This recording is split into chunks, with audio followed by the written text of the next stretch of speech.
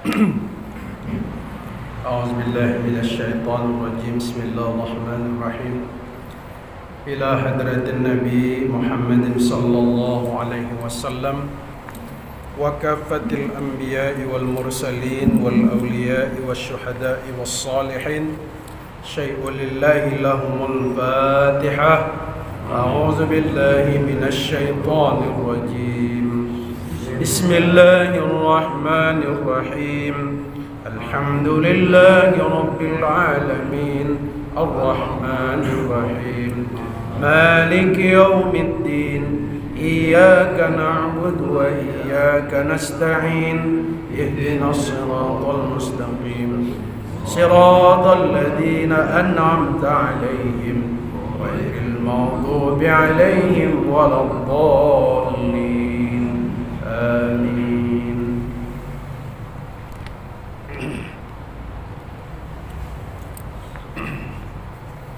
Baik Bapak Ibu hadirin sekalian, puji syukur kehadiran Allah Subhanahu wa taala. Pada malam hari ini alhamdulillah kita kembali dapat melanjutkan pengajian kita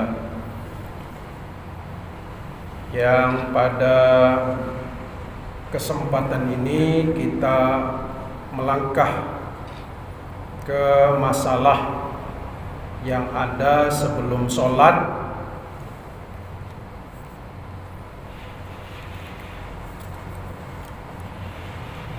tentang babu sutratil musalli. Babu sutratil musalli, bab tentang sutra. Sutra itu bahasa Arab. Artinya kalau bahasa kita sutra itu adalah pembatas sholat. Bukan sutra, kain sutra bukan.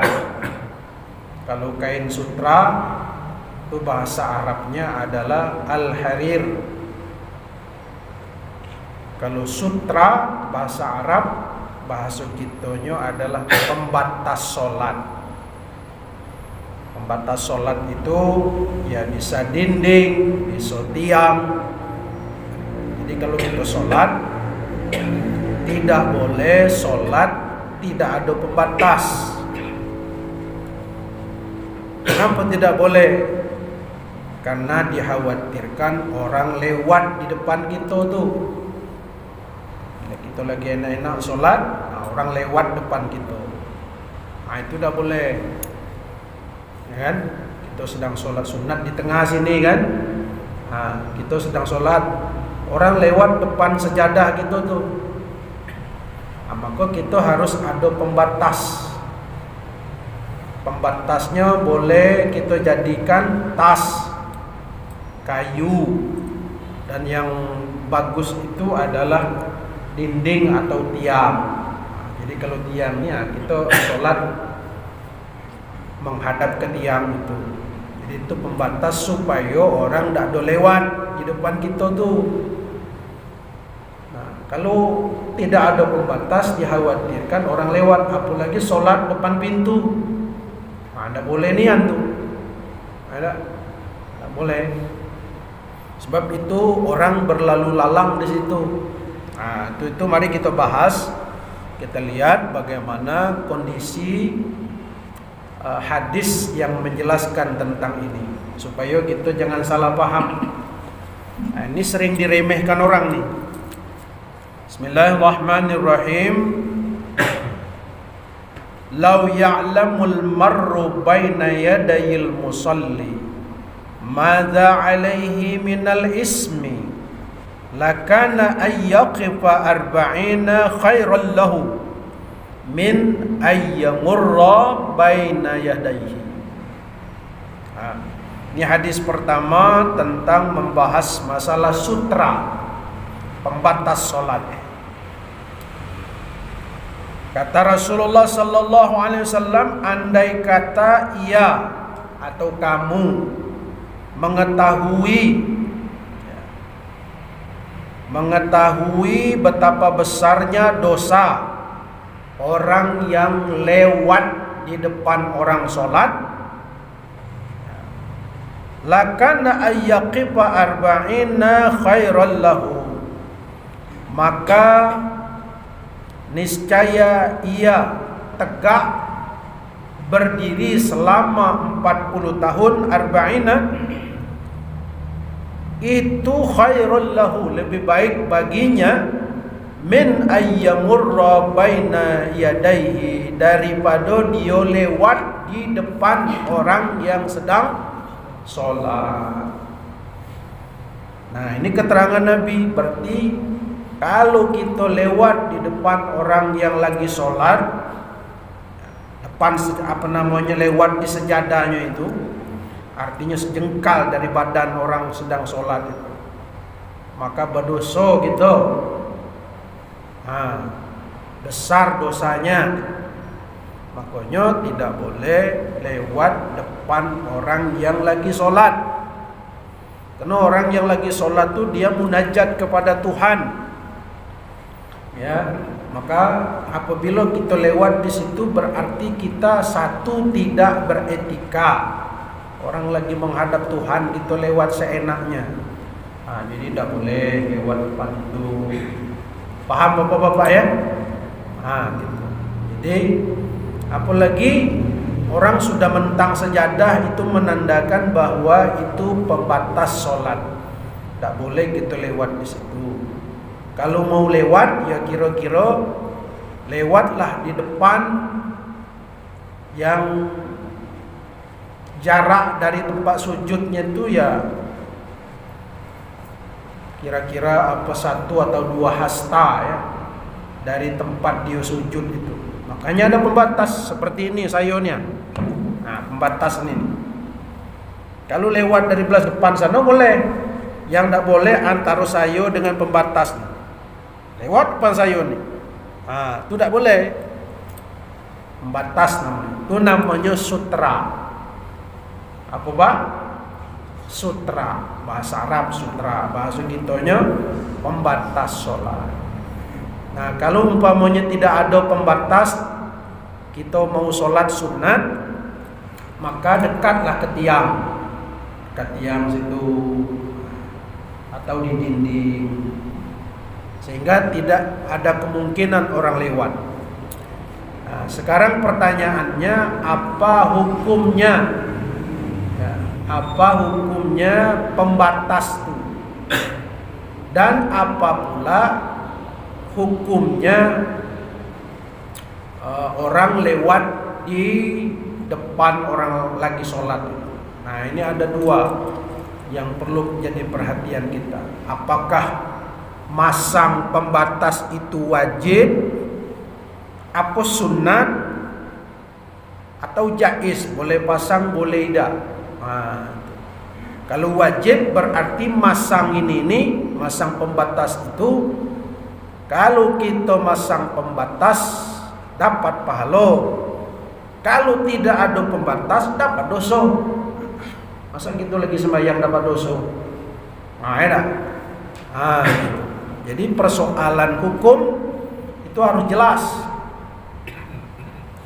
Kalau sunat artinya kalau kita masang pembatas dapat pahala, sunnah Nabi. Kalau tidak ada pembatas tidak berdosa.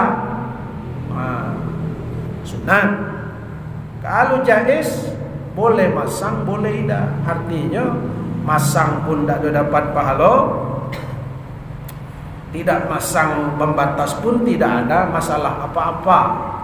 Nah, jadi dari ketiga-ketiganya ini patut dikaji melalui kaidah-kaidah yang sudah ditetapkan dalam fikih. Bagaimana memandang hadis ini? Apakah hadisnya itu hadis semacam anjuran atau larangan atau bagaimana? Nah, nanti kita lihat bagaimana keterangan setelahnya. Jadi jelas bahwa andai kata orang tuh ngerti betapa besarnya dosa bagi orang yang lewat di depan orang yang sedang sholat, maka niscaya dia tegak berdiri selama 40 tahun menunggu orang itu selesai sholat. Itu jauh lebih baik, kata Nabi. Artinya kalau orang lagi sholat selama 40 tahun dia sholat tegak lagi nunggu. Nah itu nian. Saking pentingnya kita tidak boleh lewat di depan orang yang lagi sholat.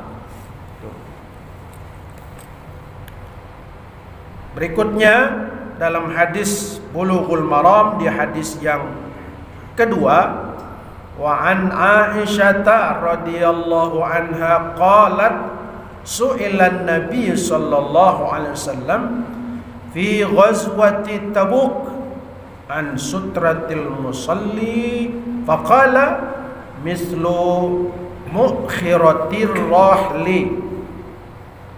Dari Aisyah radhiyallahu anha, semoga Allah meridhoinya, ia berkata, su'ila Nabi ditanya fi ghazwati Tabuk, pada perperangan Tabuk.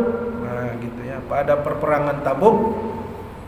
Wa an sutratil musalla, tentang sutra solat, tentang pembatas solat. Faqala, maka Nabi bersabda, mislu mukhiratir rahli, dia itu adalah, rahli itu apa ya, pelana onta. Kan onta itu ada pelananya itu di belakang, di tempat kita bersandar. Nah itu. Itu namanya mukhirah. Mukhirah itu yang paling akhir dari pelana onta, berarti tempat bersandar. Tingginya kira-kira 2 kilan apa sekilan lah tingginya itu tempat bersandar onta pekuda itu kan, itu pelana namanya. Nah itulah yang dijadikan tempat sutra atau tempat pembatas sholat. Jadi Nabi ketika perang Tabuk, ya kan, lalu dia sholat di tengah lapangan padang pasir itu, maka yang jadi pembatasnya adalah pelana onta. Jadi pelana onta, ya kan, pelana kendaraannya, sehingga itulah jadi pembatas. Nah, itu. Intinya apa? Intinya setiap kita sholat di lapangan di mana-mana, yang kemungkinan orang lewat depan kita harus masang pembatas. Terserah apa pembatasnya. Ada orang ditaruhnya di depannya itu bantal. Kalau di rumah bantal di depan itu taruh. Ada lagi ditaruhnya tas. Ada lagi kain. Yang penting ada pembatas tempat sujud kita. Jadi di samping sejadah, di depan sejadah itu ada pula bantal atau kain sebagai pembatas. Nah itu sekurang-kurangnya. Yang sebaiknya memang, saya pernah ada sholat di masjid dekat bendara sana.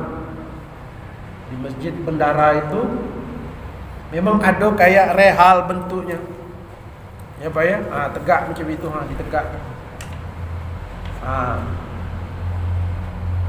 Bapak-bapak yang mungkin sholat di bendara, ada pembatas kecil sebesar inilah dia ditegakkan, gitu ya, tegak. Jadi orang sholat nggak ada kesinilah, masing-masing seorang punya ini, sudah disiapkan di pinggir tuh. Jadi bagi orang yang mau sholat sunat, tinggal ngambil itu tegakkan di depan. Itu namanya sutra. Supaya orang jangan lewat depan kita tuh. Kalau mau lewat ya di depan lagi. Gitu. Kalau melihat hadis-hadisnya, ini sifatnya anjuran, bukan perintah. Anjuran ya.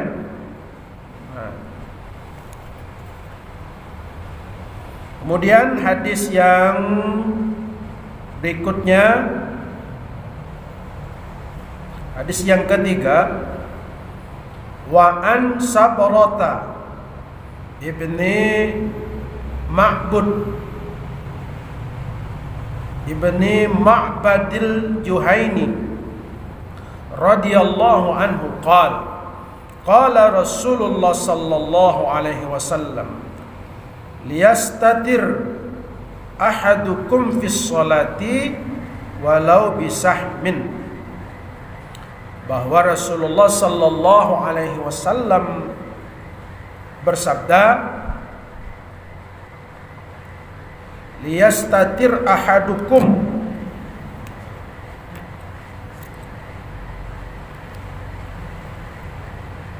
fi sholati, hendaknya seseorang kamu membuat sutra tadi atau pembatas sholat tadi, fi sholati pada waktu sholat, walau bisahmin, walaupun sebentuk sekecil anak panah. Ini siapa tuh? Bukan tak jauh bunyi itu. Bu, mobil kita tak? Bukan. Ya, istri saya ada belakang tu dia bawa mobil tadi. Kan. Jadi Nabi bersabda, buatlah pembatas, katanya. Buatlah pembatas ketika kamu melaksanakan sholat, walaupun sebesar anak panah.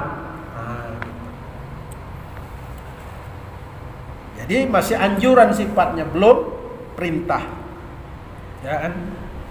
Belum perintah, masih sifatnya anjuran. Jadi kata-kata liyastatir, hendaknya salah seorang di antara kamu pada waktu sholat membuat pembatas sholat itu. Gitu.